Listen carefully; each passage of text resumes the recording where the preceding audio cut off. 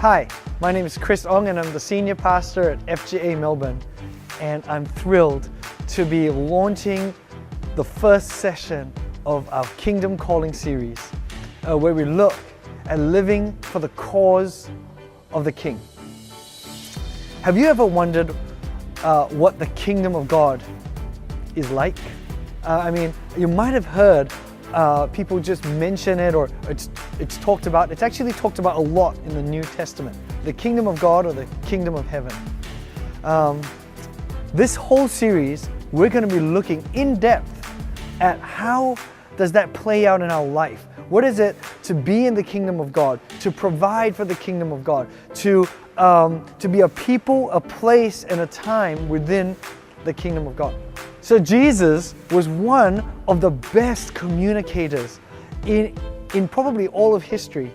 And when he set about living his life here on earth, he found that there was a big discrepancy between his vision of the Kingdom of God and what the religious people of his day had as the Kingdom of God. So he went off and he told parable and teaching after teaching on the Kingdom of God so that we would get a clearer picture of it. You know, today's passage is classic because it's only one verse and it's been so memorable that people are talking about it 2,000 years from now. It goes like this, Matthew 13 verse 44. The kingdom of heaven is like treasure hidden in a field, which a man found and covered up.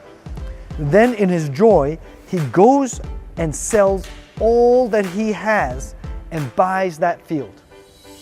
We're going to look at this passage and we're going to divide it into two sections today, vision and provision. The first part is vision. He has a vision for this treasure. He sees the treasure in the field. He knows how much it's worth, and out of his joy, he runs after it. But then there's the provision element where he provides for the vision. And he doesn't just look at it dreaming that one day it'll happen. He actually goes and he sells all that he has and goes, whatever I've got in my hand, it's not worth as much as what I'm seeing hidden in this field. You know, the book of Acts gives us a glimpse of what the kingdom of God looks like in church. The early church was called ecclesia. Ek meaning out, and ecclesia meaning to be called. They were the called out ones. One historian describes the early church like this. It's a body of Christians called out of Roman and Judean systems to come together into a separate civil community. For them being called out to the kingdom of God meant that they lived differently. They ran under different values. They had a different vision and they had a different master. They actually chose to do different things, right? That's what's in view for the kingdom of God. I mean, you might have this wonderful vision of what the kingdom of God is like, just like in the book of Acts. But if we don't live that out in our lives and in our community, it just sits there. So the first part is vision, right? And the kingdom seeker in this parable, he's out of joy, he seeks, he runs after this kingdom. And he does more than just talk about it or imagine it. This second part is provision. Provision is providing for the vision.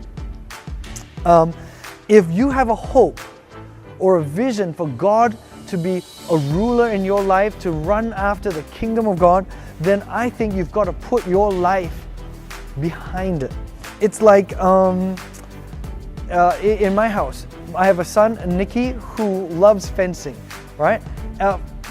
He dreams of being a great fencer one day, but that dream is not going to come to pass unless he provides, and his parents provide, for that vision, right? And it's similar to this parable.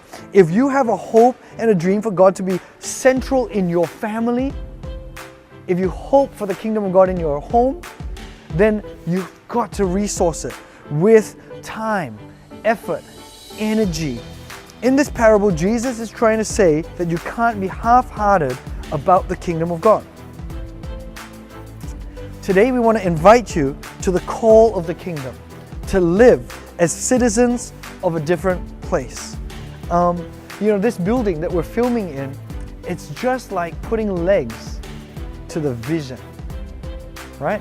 It takes some kind of provision to see a vision come to pass. And it's our hope that during this series, you'll catch a vision for the kingdom of God, where it's God's active rule in a people, a place, and a time. I hope you have a great discussion. God bless.